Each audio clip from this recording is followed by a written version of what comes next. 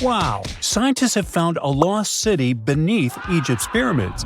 And it's incredibly large, bigger than the biggest target you can imagine. Underground chambers, passageways, and vertical structures. Scientists have no idea what purposes they serve. But let's start from the very beginning. Italian and Scottish scientists studying the Pyramid of Khafra discovered something that looked like secret tunnels under 3 pyramids. This find might change what we know about ancient Egypt. The expedition, called the Khafra Project, was led by Corrado Malunga from Pisa, Italy, and Filippo Biondi from the University of Strathclyde, Scotland. Their mission was to focus on exploring Khafra's pyramid, the second largest on the Giza Plateau. Scientists uncovered a massive structure beneath the Pyramid of Khafra. Could it be an ancient Egyptian underground city? The experts analyzed the data they had and came to the conclusion that 8 large vertical structures could be hiding beneath, possibly wells or shafts. They extend a staggering 6,500 feet across. Imagine placing 2.5 Burj Khalifas on the ground, one after another, and you get the sheer size of this find. These shafts also plunge nearly 2,000 feet underground. Some of the deepest underground stations in the world are located at a mere 380 feet underground or so. These cylindrical shafts are surrounded by spiral paths. Picture some old Gothic castle. They're connected to 2 giant, weirdly shaped chambers. Are those cubes? Or possibly bowls? Each of these chambers is likely more than 260 feet across. Now, even though we know about the structures now, no one has figured out their original purpose yet. Want to hear something even more shocking? Okay then. The team is almost sure that similar access points can be found under all 3 pyramids. In other words, all of them might be linked by a hidden system of underground tunnels, chambers, and passages. Even deeper, about 4,000 feet under the surface, there might be more unknown structures. And doesn't it add to the mystery? But the coolest news is that, according to some team members, these hidden structures near Giza pyramids could align with the legendary Halls of Amenti. In ancient Egyptian mythology, it's a place where people are believed to arrive when they're close to the end of their days. There, they are said to take a 3-day-long trial, facing their biggest fears. Now, how did scientists even discover these hidden spaces? To uncover them, researchers used 2 satellites positioned 420 miles above Earth. They sent radar signals to the Giza Plateau, and these signals generated detailed images, which were later compiled into a 3D model of the underground layout, including the newly detected shafts. Then, using synthetic aperture radar or SAR technology, which is a type of radar that can penetrate through stone, the team also spotted 5 small room-like structures hidden deep within the pyramid. One of these chambers contained a sarcophagus, which was once thought to be the tomb of Pharaoh Khafra. But now, scientists believe this was a mistake. The true burial site is likely to be elsewhere. In any case, these 5 hidden rooms were completely unknown before the scans.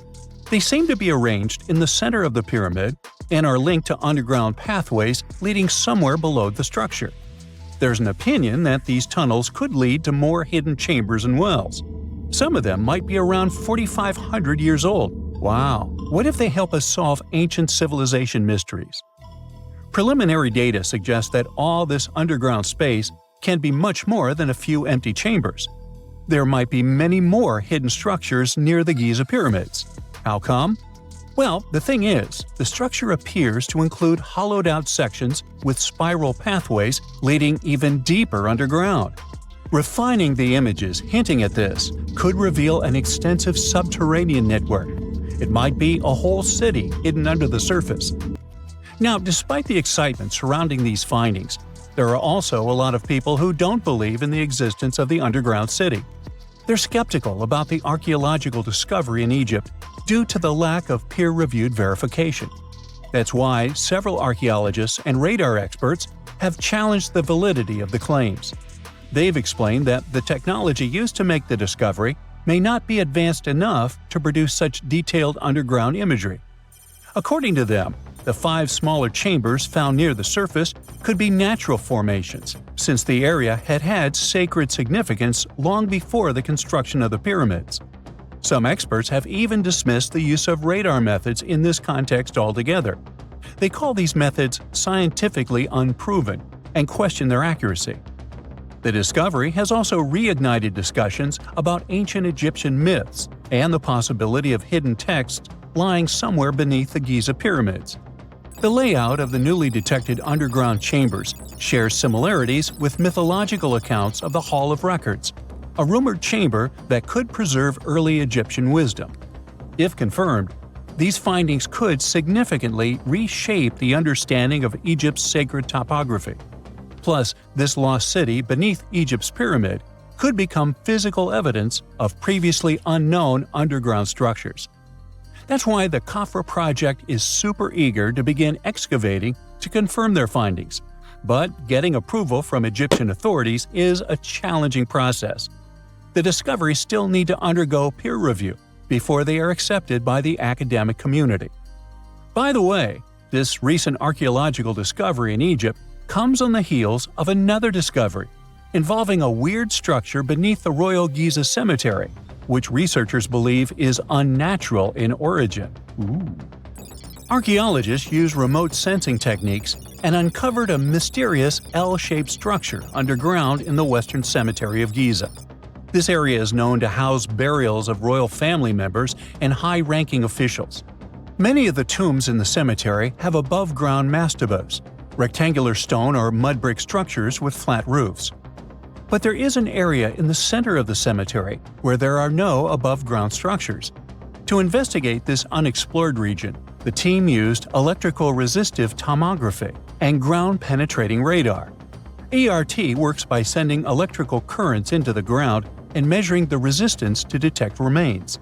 As for GPR, it sends radar into the ground and maps the structures based on the radar's return.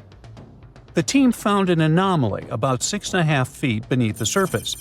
It appeared to be an L-shaped structure measuring at least 33 feet in length.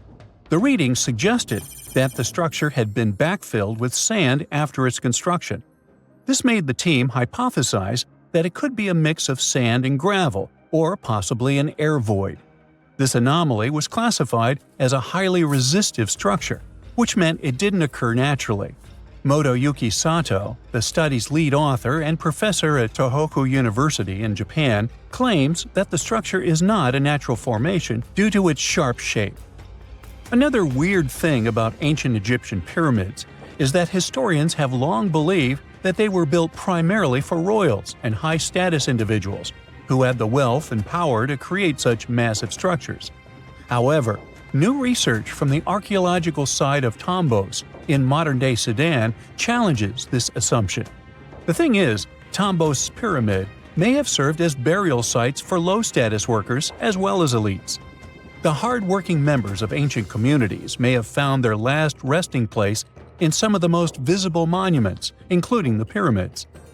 Located along the Nile River in the ancient region of Nubia, Tombos became part of Egypt after its conquest of the area around 1400 BCE. That's when Egypt established the site to strengthen its colonial control. Workers at Tombos built pyramids, but those were much more modest than the famous pyramids of Giza. The research team reanalyzed 110 human skeletons from Tombos, originally studied in 2012.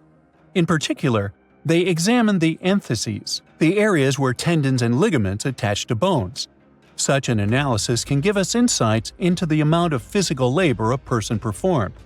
When someone does hard labor, their bones often develop distinct crests and ridges at these attachment points due to the stress on the tendons and ligaments.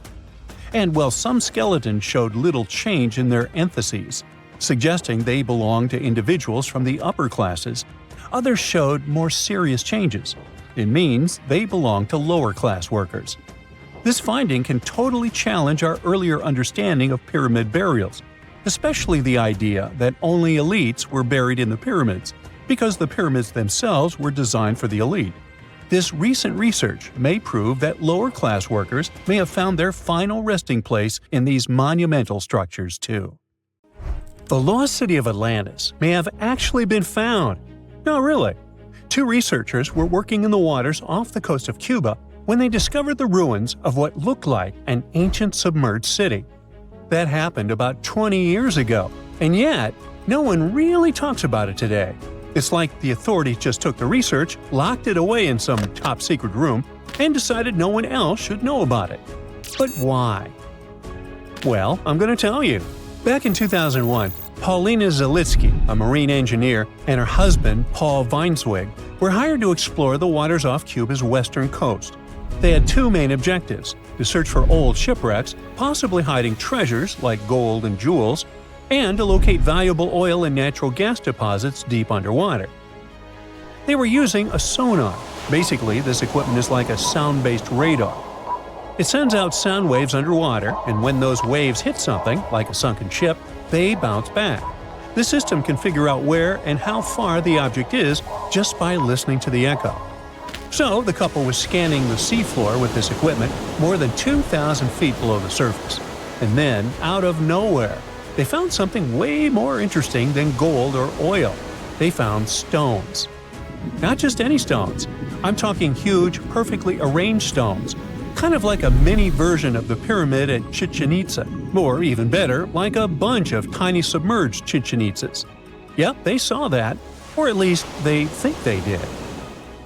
The thing is, sonar doesn't work like a camera. It definitely doesn't record video or take actual pictures underwater. What it does do is create images using sound. And those images are usually just outlines or shapes, kind of like a blurry black and white sketch. It shows you where things are, but not exactly what they look like. And that's exactly what happened back then. The equipment started producing images of these perfectly organized stone structures, and it really looked like some kind of urban development. I mean, the site was just too organized, too symmetrical to be just random rocks. But it sounded too good to be true. I mean, this discovery could totally change everything we know about ancient civilizations on the American continent. So the scientists decided it would be too irresponsible to announce anything without finding more evidence first. And that's why they decided to go back to that same spot. This time they sent down an underwater remotely operated vehicle to actually see what was going on beneath the sea. See? This robot was basically an underwater cameraman. And yep, it confirmed it. There was definitely something strange down there. It looked like an ancient city made of huge, smooth blocks of granite. These rocks were about 8 feet by 10 feet. Some were in pyramid shapes, others were circular. Some seemed to be deliberately cut and then stacked on top of each other, while others appeared isolated from the rest. Together, they looked like they were forming corridors and outlines of rooms. It was like finding large buildings in the middle of an underwater desert. These images were enough for Zalitsky to seal the deal. Back then, she confirmed that this amazing structure, her words, could have been a large urban center. Again, her words. Then the couple started to speculate. They said that these structures were probably built more than 6,000 years ago, which would make them older than the Great Pyramids of Egypt. It's even older than the famous Maya, the civilization that used to live in the Americas and is known for their ancient and advanced temples. The research also suggested that these structures might belong to a civilization that lived on the American continent thousands of years ago, and that we didn't even know about. This supposed civilization once thrived on a 100-mile land bridge connecting Cuba to Mexico's Yucatan Peninsula. But then, something catastrophic happened. According to their theory, the Earth's faults shifted beneath the surface, leading to a massive earthquake. Then, in the blink of an eye, the entire bridge was destroyed. The land was swallowed up by the sea and ended up at the bottom of the ocean, and this civilization disappeared. Of course, all the connections to the famous Atlantis myth got the media totally hooked on the story. News websites ran headlines like "Lost City of the Caribbean Found" and "Atlantis Found in Cuba." So, could that really be Atlantis? I mean, did they finally find the remains of this supposedly super advanced and lost civilization? Well, it's hard to say. From the start, part of the scientific community wasn't buying into the story too much. First, there's the issue of the date. Saying that this civilization existed at this spot at least 6,000 years ago just wasn't very credible. Then, some European archaeologists argued that the stones they found using sonar might just be natural limestone, not perfectly sculpted granite. And third, it was too deep. Even with the whole theory of earth faults opening up and swallowing everything, it's still hard to explain how an entire city ended up so deep in the ocean. For comparison, there is Heraklion, a real ancient Egyptian port city that got submerged. Today, it is only about 19 feet underwater. But this so-called Atlantis city is at depths between 2,000 and 2,460 feet. See how that's totally different, right? People think it would have taken around 50,000 years for such stone structures to sink to the depth where they are said to be found. And according to experts, none of the known civilizations from that long ago had the ability to build such structures. But for Zalitsky, yes, it was possible. She still believed in the fault theory to explain how this land ended up at the bottom of the ocean so fast. Big movements of the Earth's tectonic plates are usually followed by things like volcanoes and earthquakes. So, according to her, it's a powerful event, and the island sinking could have happened really quickly. This earthquake theory could also explain why some of the megaliths on the seafloor look organized while others don't.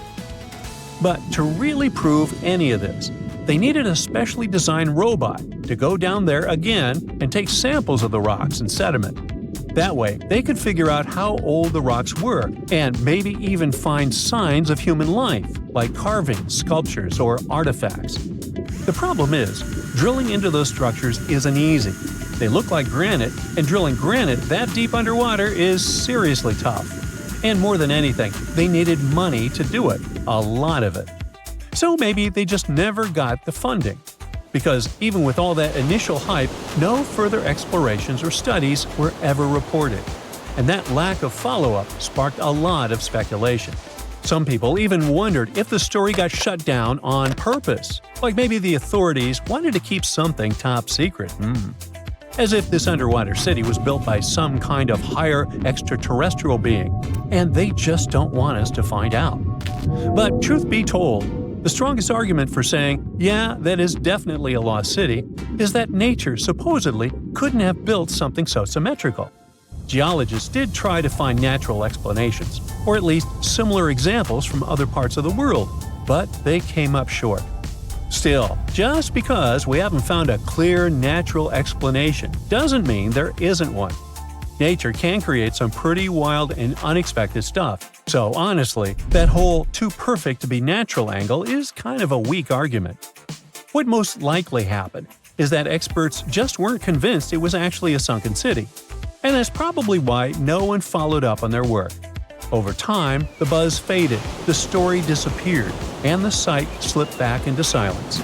And without more data, the true nature of those underwater formations off Cuba's coast is still a mystery. Have you ever wondered how cool buildings of the future are going to look? Well, hold on tight because artificial intelligence is here to revolutionize the world of architecture. AI is a great sidekick. It can give the architects incredible new tools to create mind-blowing structures that are not only stunning, but also eco-friendly and super efficient. So let's check what our beautiful future might look like. First of all, you know how cities can get crazy busy and overwhelming, right? Well, guess what? AI is here to save the day and make our cities super smart. Imagine you're cruising down the road in your flying car. Yes, we'll have those. Thanks to AI, the traffic flows like a dream. No more endless gridlock. The city knows where the most likely crime spots are and takes proactive steps to keep us safe. It's like having superheroes on every corner. And hey, forget about trash piling up.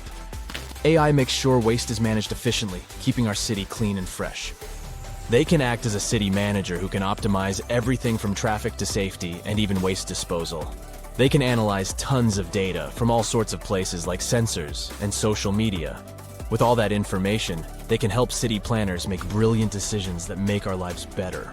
Okay, so you stroll down the street, and your eyes are instantly captivated by an extraordinary building. Its futuristic curves and features make it stand out from the rest. And it not only catches your eye, but also gives Mother Nature a high five. You might think it was designed by a genius architect, but little do you know it was actually a collaboration between humans and artificial intelligence. Imagine having a super smart design buddy who can whip up thousands of incredible building ideas in a blink of an eye. That's what AI-assisted design software does for architects. It can generate and assess a ton of design options. They take into account stuff like the best materials to use and the perfect placement for the building. Also, by analyzing data and crunching numbers, algorithms can help optimize the building's design. They can ensure it minimizes energy usage, conserves water, and manages waste like a pro. Every building strives to reduce costs, save energy, and promote a better world. The result? Architectural masterpieces that are both jaw-droppingly beautiful and super practical. The cityscape of the future will be dotted with these awe-inspiring structures. Oh, but that wasn't impressive enough for you? Well, how about a stunning, futuristic building that seems to defy gravity? It's not made of traditional bricks and mortar, oh no! This marvel was created using the powers of 3D printing. With the help of AI, architects designed every intricate detail and fed all the important data, like what materials to use and how the site conditions might affect the structure. AI algorithms worked their magic to optimize the design, making it both breathtakingly beautiful and rock solid. 3D printing is basically like having a magical machine that can create awesome structures straight out of a sci-fi movie, and AI jumps in to make sure these structures are not just pretty, but also strong.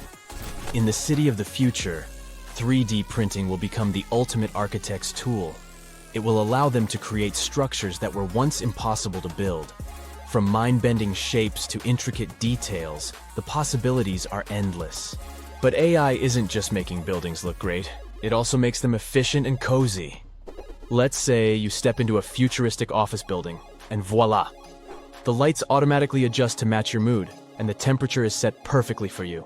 These futuristic buildings are capable of sensing and responding to their surroundings, just like you do. They control the lighting, keeping it just right for the time of day. They manage the temperature, so it's always cozy and comfortable. They even keep a watchful eye on security and fix small issues before they become big headaches. So, the smart building knows when people come and go, so it optimizes energy usage accordingly, saving the planet and some cash along the way. Now the cool thing is, all these aren't the only possibilities. How about turning skyscrapers into a vertical forest? Recently, an architect from India got super excited about the power of artificial intelligence. So, he decided to team up with an image bot called Midjourney to create a vision for the future. But instead of a dull, robotic world, they aimed for something spectacular. With text prompts like utopian technology and futuristic towers, the architect and AI got to work. Guess what? Midjourney didn't disappoint. It conjured up a world where buildings were covered in lush vertical forests and adorned with shapes inspired by nature. They wanted to create a sustainable future that harmonized with the environment. The architect, Manas Bhatia, is super positive about AI's potential. He doesn't see it as a threat to his job, but as a powerful tool for positive change. He envisions a future where architects and AI collaborate to make breathtaking designs. In his project, Bhatia even asked the AI to imagine symbiotic and hollowed structures, and it responded with pictures of apartments nestled within hollowed-out trees. Imagine a world where the building itself becomes a living, breathing part of nature. Well, Bhatia believes that nature should play a big role in architecture. He loves designing structures that embrace nature's beauty and functionality. From buildings built around trees to facades that regulate temperature, he's all about blending architecture with the natural world.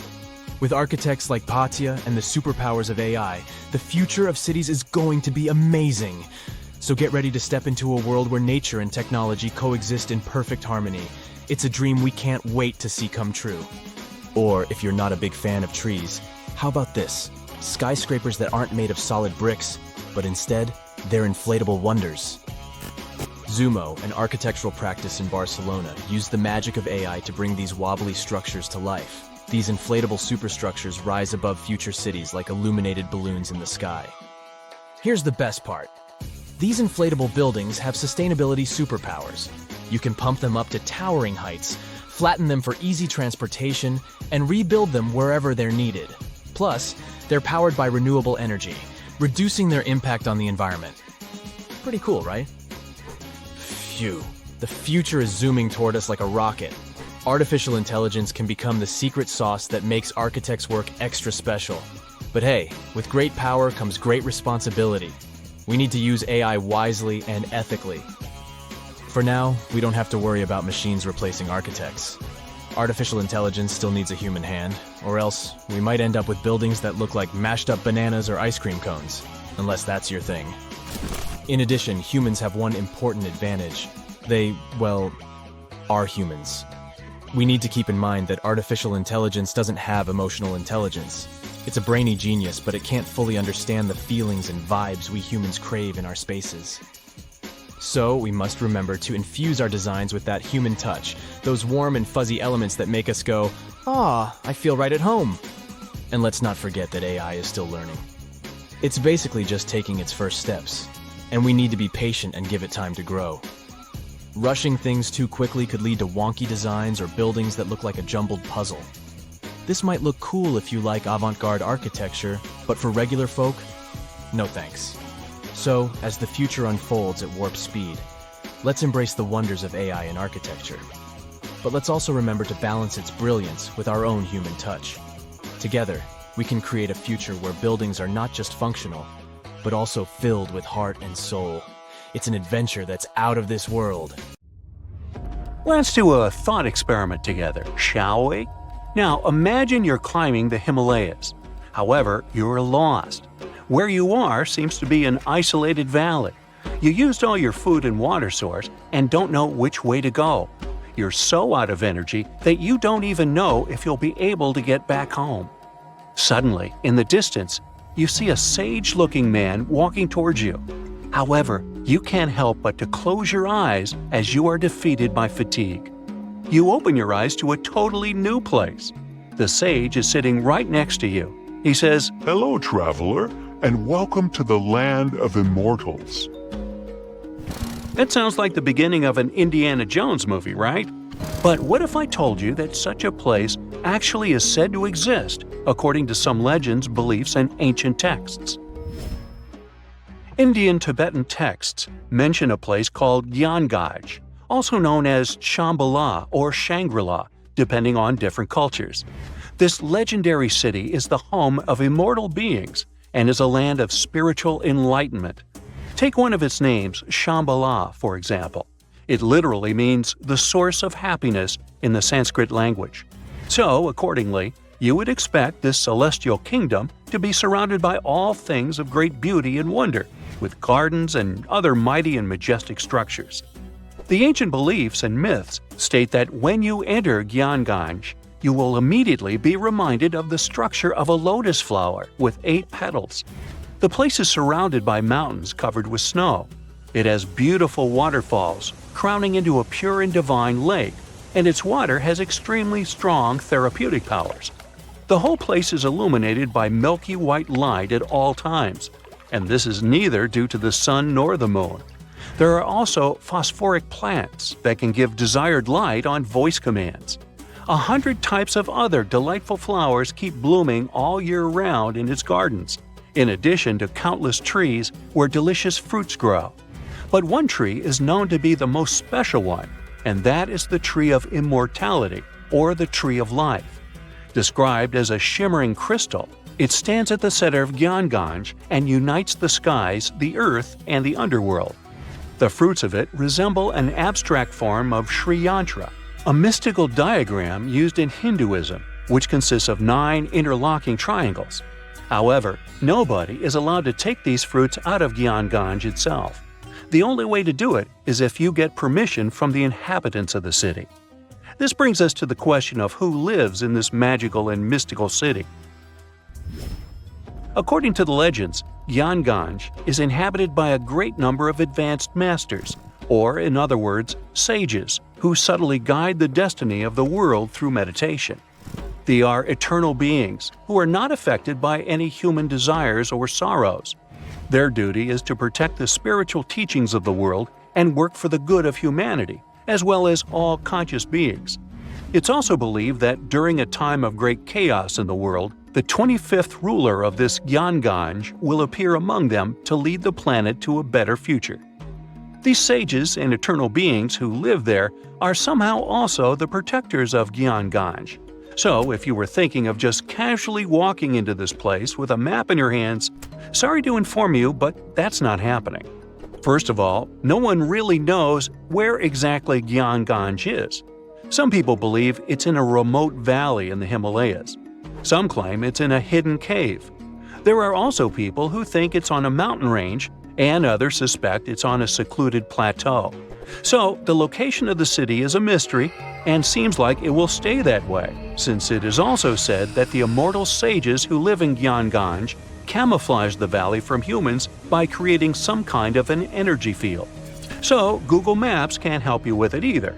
That's why some even suggest, including the Dalai Lama, that it exists in a different plane of reality altogether. In some of the ancient texts, there are actually a few instructions on how to access Gyanganj. However, the directions are said to be incomprehensible, the way I get sometimes. But let's pretend for a second that you did crack the instructions, and the immortal beings living there were willing to grant you entrance. Unfortunately, you still might not be able to enter this cosmic city, and here's why. It is believed that only enlightened masters or sages who have a certain karmic connection with it will be able to reach there. So, what do the eternal beings of such a magical place do there? Remember, they have all the time in their hands. The ancient texts state that Gyanganj has a center and 16 areas that are all meant for 16 different sciences to be studied. These include solar sciences, universal planetary sciences, sciences related to time, the science of air, the science related to the sun and the moon, the science related to space, the science related to gravitational forces, and so on. What they all have in common is that to be able to learn them, you first need to have a very high understanding of energy. The level of courses that are studied is extremely advanced, and these teachings are still unknown even in these modern times. Each scientific system has different departments, and all these departments have their respective teachers. Since time doesn't work as we understand there, and immortality is possible, most of these teachers are hundreds or even thousands of years old. They can stay in their spiritual bodies, which appear like a mass of bright light, while their physical bodies remain separate. What a school, huh? It almost makes Hogwarts seem boring. And does anybody actually graduate from there? Of course, all these stories and mysteries about Gyanganj have attracted many people from all around the world. Countless attempts to find this land of immortality and spiritual awakening have been made by mountaineers and trekkers, including President Franklin Roosevelt himself. But as you might have guessed, they led to nothing.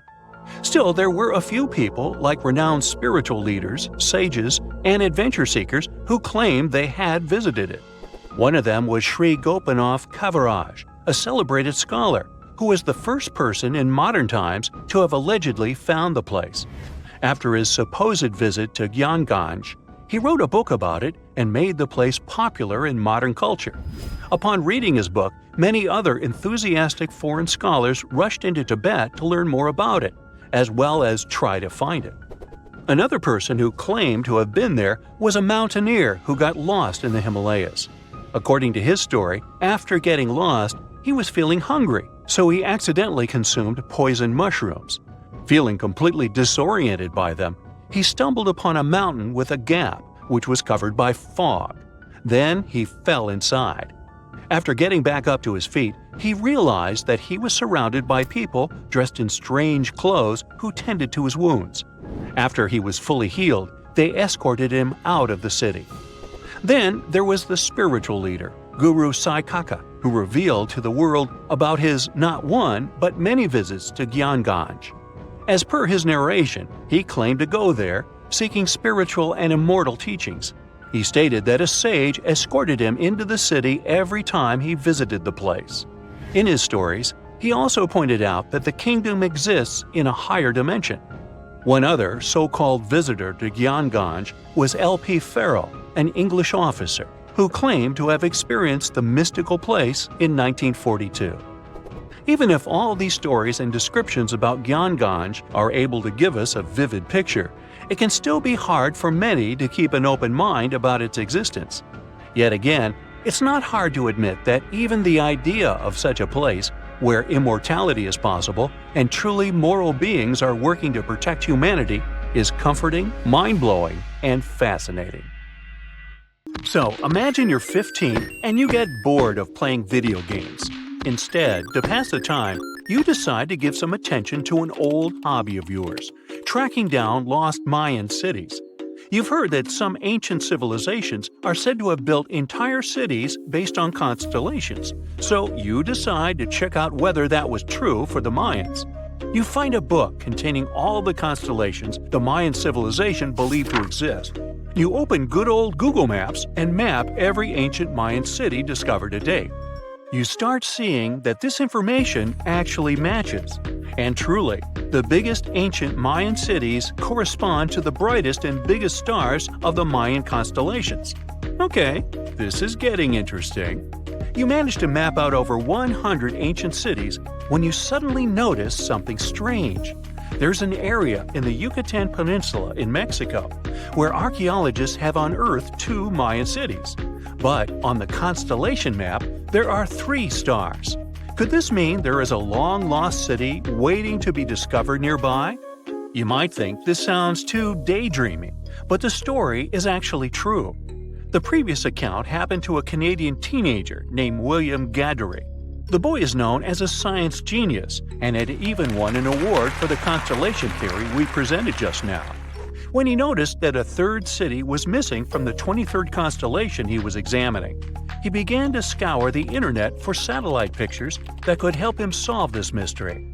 He looked into images from NASA, JAXA, a Japan-based satellite company, and Google Earth. These images were still insufficient to answer his questions, so he reached out to a friend inside the Canadian Space Agency. His friend provided him with state-of-the-art satellite imagery that gave him the answer he was looking for. According to the images, there is a large square area right on the border of Mexico and Belize, which looks like the remains of a city. William took the images to a remote sensing expert known as Dr. Armand Larocque from the University of New Brunswick. They studied the images thoroughly and concluded that the area could be housing 30 buildings and even a large pyramid. The scientific and archaeological community went crazy with the 15-year-old's discovery. Could this really be true? Some background. Lost Mayan cities began to be unearthed in the mid-20th century. Since then, ruins from cities such as Tikal, Palenque, and Uxmal have been rediscovered. The Mayans were one of the biggest pre-Columbian civilizations living in the Americas. They began to settle in the area as early as 1500 BCE. Experts believe that, at its height, the Mayan civilization consisted of over 40 cities, with a population of millions of people. That's a crowd. And their cities were pretty interesting. Their civilization spanned over Mexico's Yucatan Peninsula, Guatemala, and Belize. They survived mainly on agriculture, so they developed a complex irrigation system in most of their cities. They built a series of ceremonial buildings, pyramids, plazas, and even courts for ball games. The Mayans were keen pyramid builders, but they also developed an advanced astronomical system. With whatever ancient technology they had, they were able to predict the exact location of planets, such as Venus and Mars, and they were able to predict the exact dates of eclipses.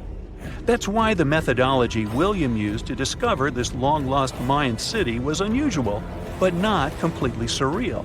The Mayans were keen astronomers, so it wouldn't be too strange that they built their major architectural feats in relation to the sky, would it?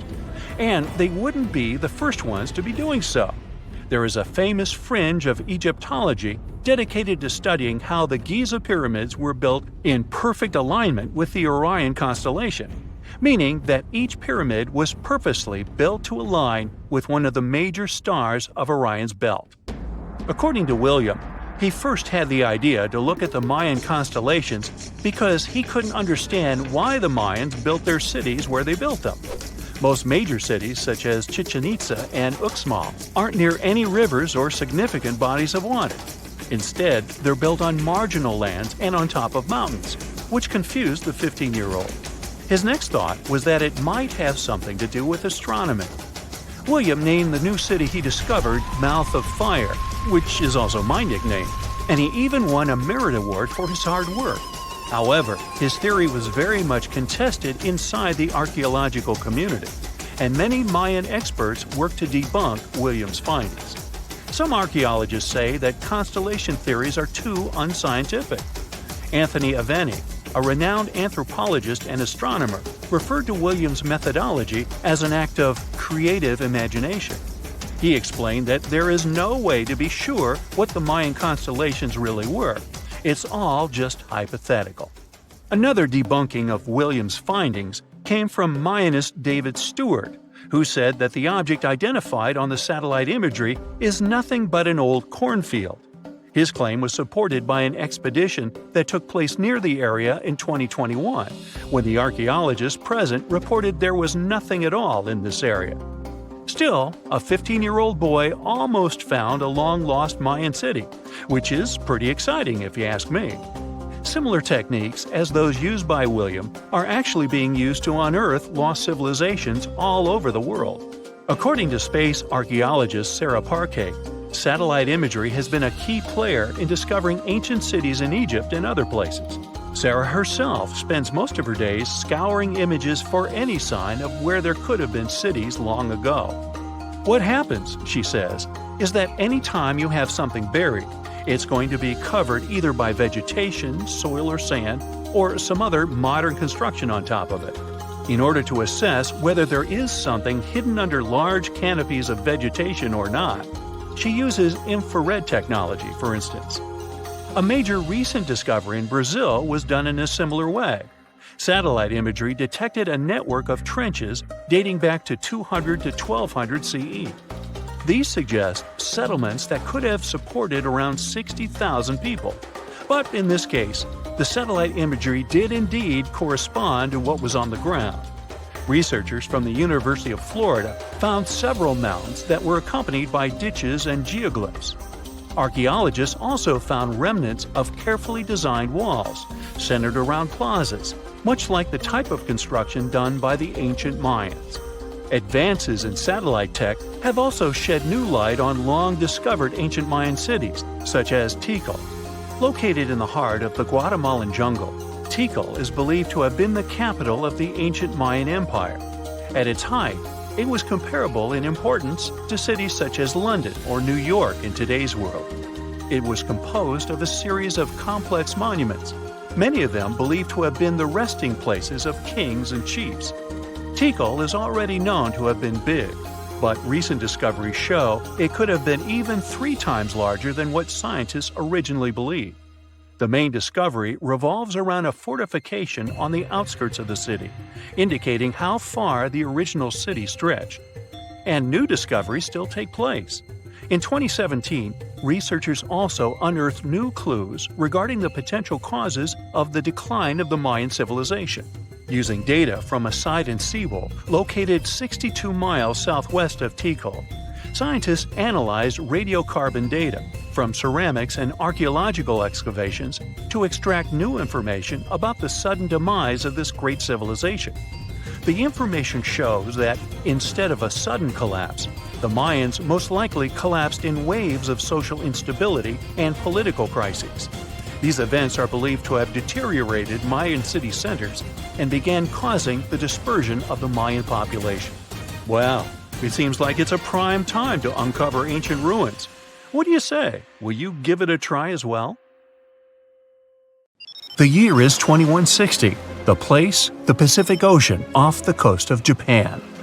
The ocean seems calm, at least the surface does. The ocean floor is cracking right now. Boom! The earth opens up, magma shoots out. The crack in the ocean floor triggers an earthquake, and a massive amount of energy shoots into the ocean. And now for gravity to get involved.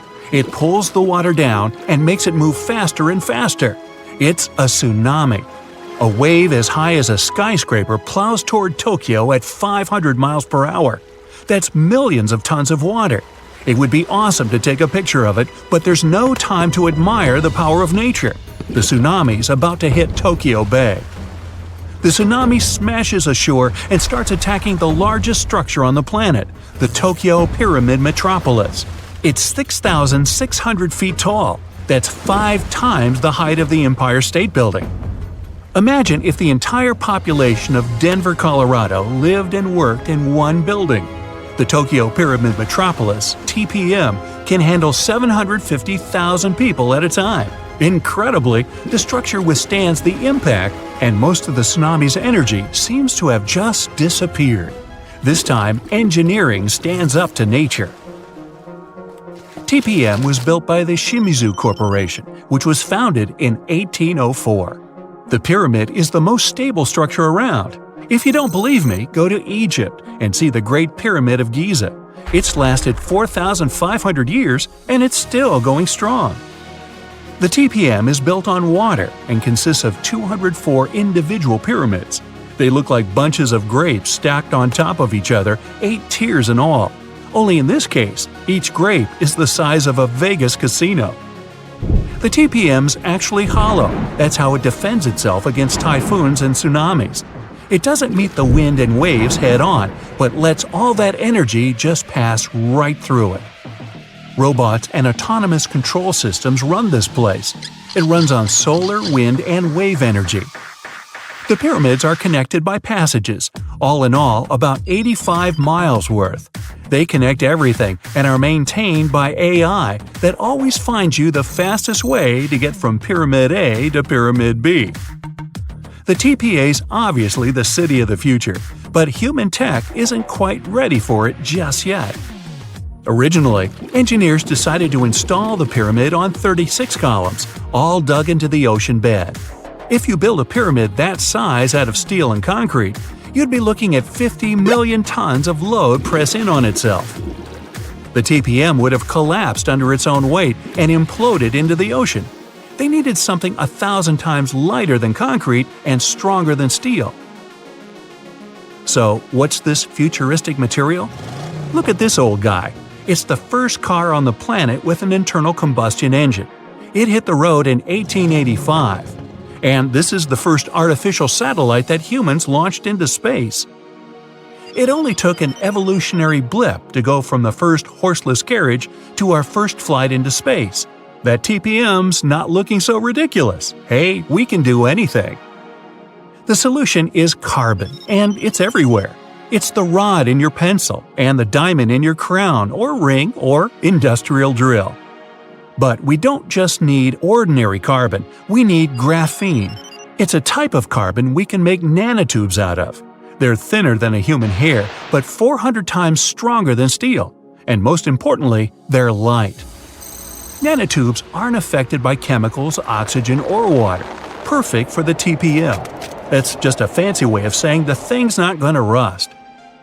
Shimizu has plans for a power station on the moon, an underwater city, transforming the Sahara Desert into a huge oasis, and much more. But they aren't the only ones changing the planet. The Netherlands is the size of 2 New Jerseys, and about 30% of it is below sea level. To protect their country from water, the Dutch built dams, lots of them. But that's just defense. In 1986, they decided to go on offense and take back some of the land from the sea. The first dam was 19 miles long. It basically turned a bay into a lake. The second dam sealed the deal. After 42 years of work, the Netherlands got itself a whole new province larger than Los Angeles. Humans have done the same thing all over the world, like in Hong Kong, the Philippines, Italy. Hey, take that, water! What about building stuff on land that's already land? Before NASA's missions to Mars, the most expensive project in history was the construction of the interstate highway system in the United States. It took about 35 years to finish. In today's money, it cost about $530 billion. All that cash bought 46,000 miles of road. That's almost 2 times around the globe.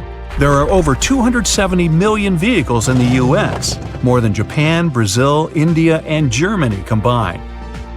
But in terms of sheer effort, the roads of Rome were way more impressive. Over 2,000 years before the first automobile, the Romans built a huge network of roads, 50,000 miles long.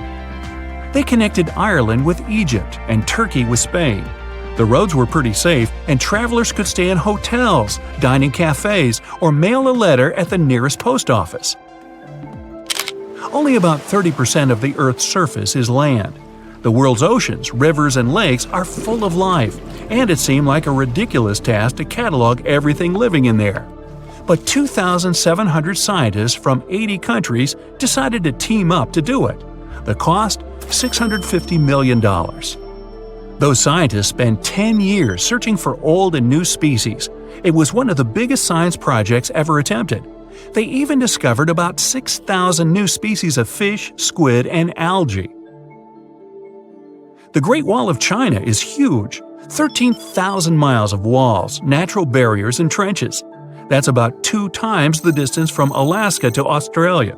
They built it over a period of 2,000 years, with no trucks, bulldozers, electricity, just raw people power. Modern China's not exactly dropping the ball. In 2 years, China used more concrete for construction than the US ever did. I mean ever. Roads, cities, airports, everything there is huge. The Three Gorges Dam is definitely the new Great Wall of China. Over 7,600 feet long and 600 feet high. You're looking at 3 times more concrete and steel than the Hoover Dam. It's the largest concrete structure in the world and cost about $37 billion. More than 1 million people had to pack up and move to make way for it. Switzerland has the longest and deepest railway tunnel on the planet. Under the snowy Alps, builders dug 35 miles of tunnels. Every day, 200 freight and passenger trains pass through it. The amount of rock they took out to make the tunnel is about the same as 5 Great Pyramids. The whole thing cost about $12 billion. Egypt's one of the oldest nations on the planet, but now they're building one of the newest cities. It's going to be about the size of Singapore and filled with 6 million lucky people. There's going to be apartments, government buildings, entertainment, even an opera house. Oh, and a park that'll make Central Park look like someone's backyard. When it's finished, it'll be Egypt's new capital. So why bother? Well, by 2050, Cairo's going to have about 40 million people in it. Looks like they'll need more than one new city. The first flights to the moon cost about $280 billion in today's money. But SpaceX isn't letting price get in its way. The company plans to build a colony on Mars with a population of 1 million by 2050. They claim that once the program starts, you'll be able to buy a ticket to Mars for as little as $100,000. But the biggest science project ever is definitely the International Space Station. It weighs as much as 2 Boeing 747s and zooms through space at the speed of 17,500 miles per hour. That pencils out to be 5 miles per second. The station orbits the Earth 16 times per day, and it doesn't come cheap. Luckily, a whole bunch of countries share the bill, but it's definitely the most expensive room service anywhere in the galaxy. It costs $10,000 to deliver a bottle of water from Earth to the space station. Hey, at that price, I think it's important to ask, sparkling or still? Monday morning. The alarm is ringing cheerfully, and you vaguely remember you've already hit the snooze button, maybe not even once. You force your eyes open into narrow slits and look through the haze at the clock. 5:30. 5:30? You leap out of bed, sleep driven from your brain with an electric jolt. Work starts at 9, and you'll definitely be late already, but you may yet make it before lunch if you hurry. The kids are still asleep, of course, all 6 of them. Rushing through the house but trying to be as quiet as possible, you put on the first clothes you take out of the wardrobe and walk out of the apartment. On the elevator landing, there's already a crowd of sleepy people. Even 8 cabins aren't nearly enough to accommodate everyone in the morning. You take your place at the end of the line and wait. 2 elevators arrive, half full already, taking in about a quarter of the people on the landing. It takes another 10 minutes or so for you to finally cram into a cabin and start moving down from the 42nd floor. You feel bad for those living below. They have to wait even longer. It's 6 a.m. when you leave the apartment building and join the rushing crowd outside. As usual for this time of day, there's a huge traffic jam on the road nearby. The crowd of pedestrians is too big, so you have to walk slowly. In about an hour, you get to the subway and stand in line to get inside. It'll take another 40 minutes or so. Still faster than walking all the way to the office or driving. Underground, you have to wait for your turn to hop inside the train. They come every 5 minutes, but there are so many people that even cramming doesn't help. You only manage to get on after another 20 minutes. The doors catching the hem of your jacket. You stand flat against the doors, pushed into them by the press of the people. At the next stop, you have to get off the train to let others out. But when you try to get back, you're pushed by the crowd waiting to hop on and miss your place. Come on! The doors close and you wait another 5 minutes, pressed from all sides by anxious commuters. When the train arrives, you work your elbows urgently to get inside. Got it. You prepare for a long ride ahead. There's a similar ordeal awaiting at the next 4 stops. When you finally get to your station, you're already exhausted. It's 9:20, you're late as expected, and there's still some way to go. A crowd of late runners like you is even larger in the city center, so you take a deep breath and dive in. People are going different ways, so you have to push through, which makes the going painfully slow. If the streets were not so busy, it would take you no more than 15 minutes to get to the place. But in this mess, you spend an entire hour brawling your way. At last, at 10:30, you're at the entrance of your building, Demos Inc. Despite it being one of the biggest office buildings in the city, there's a line to use the 6 elevators as well. You roll your eyes and set to wait another half hour just to get to your floor already. Wow, you're in the cabin. What a relief! You press the button with number 33 on it and wait. Again. It's 11:03 a.m. You've been awake for almost 6 hours, and yet you've only just arrived at your workplace. Your colleagues are zooming around the floor like ants, and you carefully make your way to your cubicle. At least it's near a window, and you have a great view over the town. You look outside and see the familiar picture. Rows upon neat rows of skyscrapers, most of them apartment buildings combined with offices. It's been over 50 years since the anomaly happened. No one knows where it started exactly, but people began having quadruplets and even quintuplets much more often than usual. And strangely, it seemed to only affect this city and its suburbs. In the first decade, some decided it was something in the air or water of the town and moved to other places, but it turned out everyone who was born here was affected already. Even those who moved to other countries later reported to have up to jaw-dropping 10 children all at once. And not everyone wanted or even was able to leave town, so something had to be done. That's how Demos Incorporated appeared. Its mission was to both help the city adapt to the new circumstances and investigate the cause of such a birth anomaly. And the measures taken were drastic but efficient. First of all, the corporation invested into real estate development.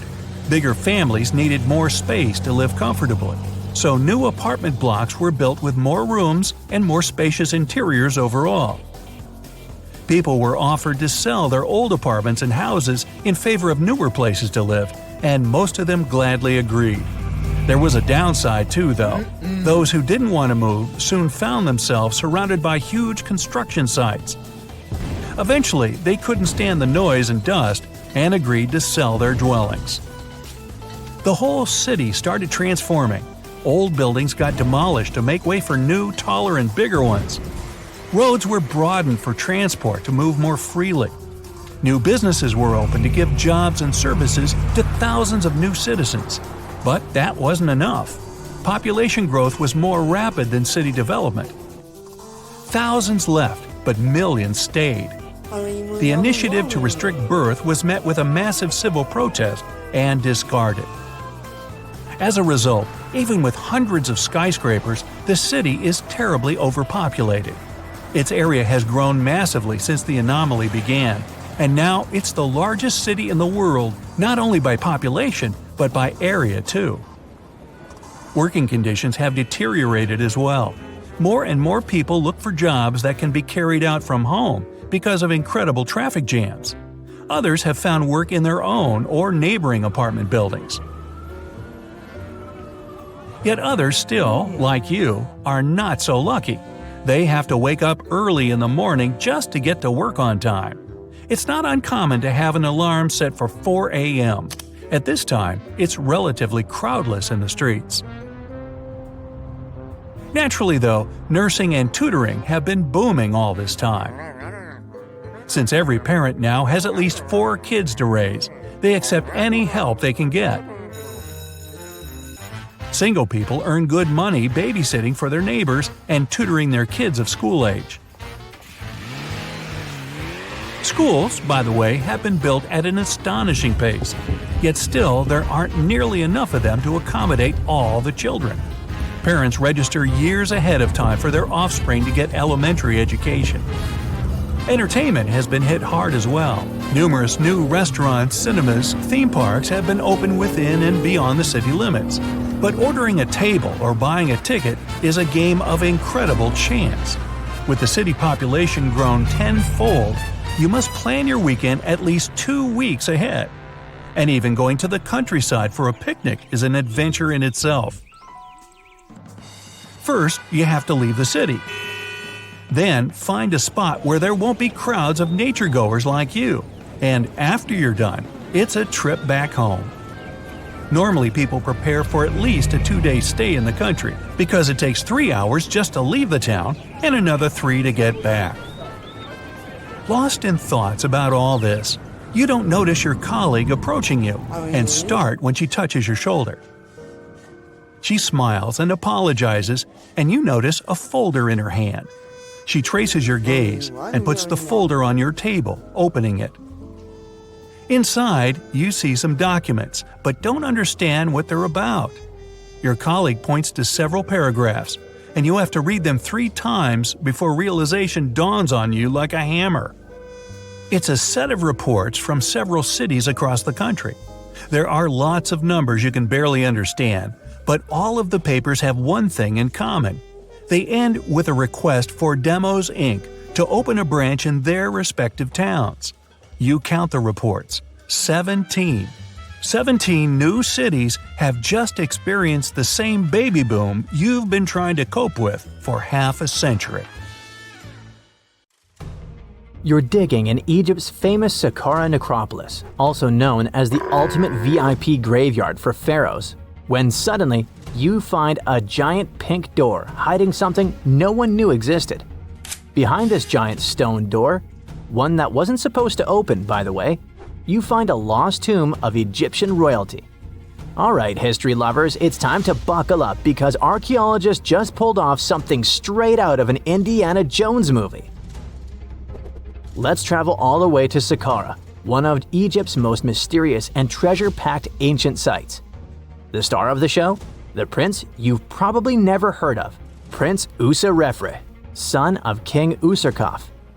No one important, just, the founder of Egypt's 5th dynasty. No big deal. But the way his tomb was discovered… It all started with a massive door, made of pink granite, no less. But this isn't just a regular stone slab. This thing is about 14 to 15 feet tall and 4 feet wide. A giraffe could easily walk through it. This door is also definitely heavier than your neighbor's SUV. But here's the twist. It wasn't a real door.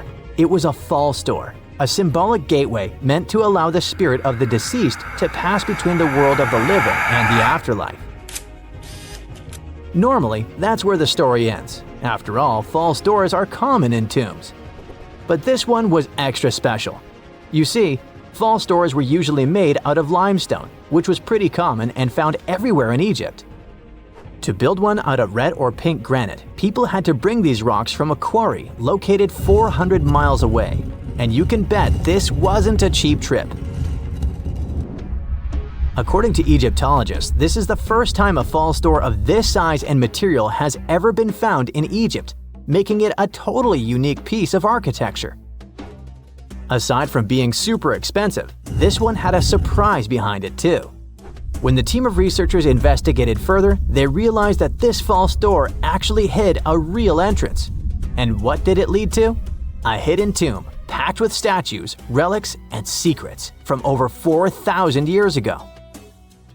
The tomb belonged to Prince Userefre, but you can call him Wasar Efra or Wasar Efra too. Despite being totally erased from history, this fella was no minor noble.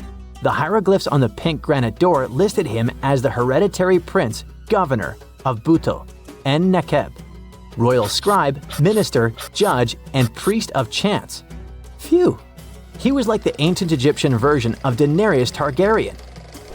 These inscriptions not only identify his political and religious roles, but also suggest he held significant power in Lower and Upper Egypt, bridging both regions through his titles. One title in particular, the Priest of Seker, links him to the deity of the necropolis, the one with the falcon head. This god was the patron of the living and god of the dead at the same time. So I guess the Forgotten Prince was sort of a big deal, considering that his tomb was placed in such a prestigious location within Saqqara.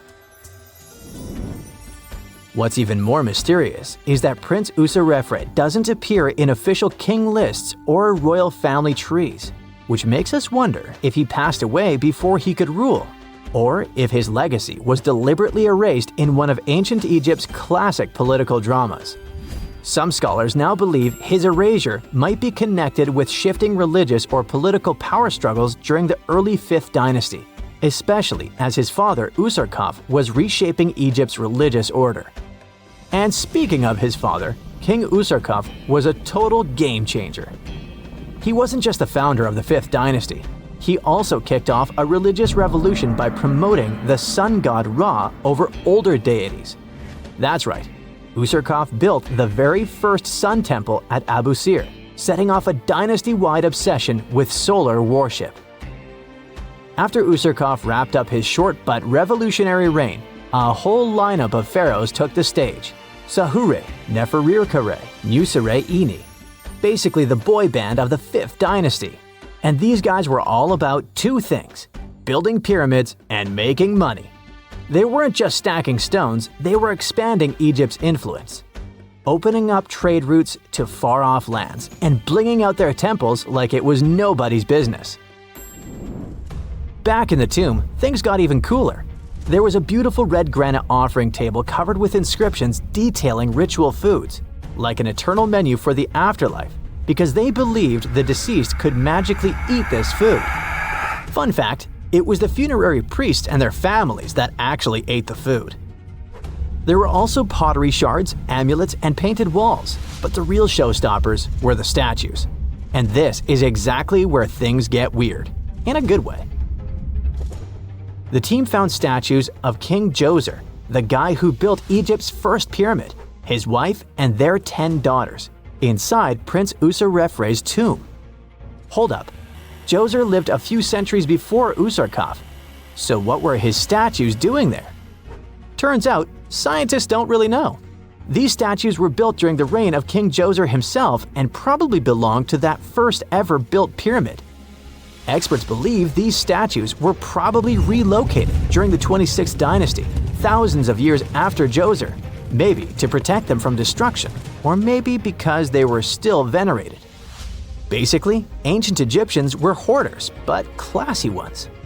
Scientists also know for a fact that some engravings and statues found there were made way later, which means that this tomb probably turned into a deposit for fancy stuff. Or maybe this was just really ancient interior decorating. Anyway, that wasn't all. There was another pink granite entrance on the eastern side of the tomb, with inscriptions linking back to King Neferirkare, another 5th dynasty pharaoh who also tried to build his own pyramid, but failed.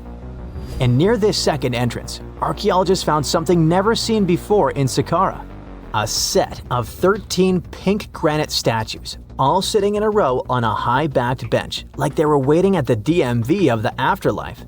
Some had elevated heads, probably representing the prince's wives, while others were missing their heads entirely. One black granite statue was found upside down. Maybe it had taken a tumble sometime during the tomb's long, quiet centuries underground. According to archaeologists, the positioning and head shapes suggest that these statues followed a strict social hierarchy, with the central figures likely representing higher status individuals, while the headless ones might indicate unfinished work or later vandalism. And speaking of black granite statues, another one was found standing proudly inside the tomb. Based on its design and inscriptions, it looks like it was placed there during the 26th dynasty, the same time those Djoser statues were probably moved in. This suggests the tomb didn't just sit abandoned, it was reused, adapted, and maybe even honored by later generations. And by the way, black granite was associated with Osiris, the god of the underworld, during the late period, which means that this statue's presence is a clue that the tomb was a ritual space long after the prince's death. All of this, giant granite doors, surprise statues, reused tombs, adds up to a truly thrilling find. Prince Userefre may not be a household name yet, but his tomb is now one of the most fascinating ever found in Saqqara.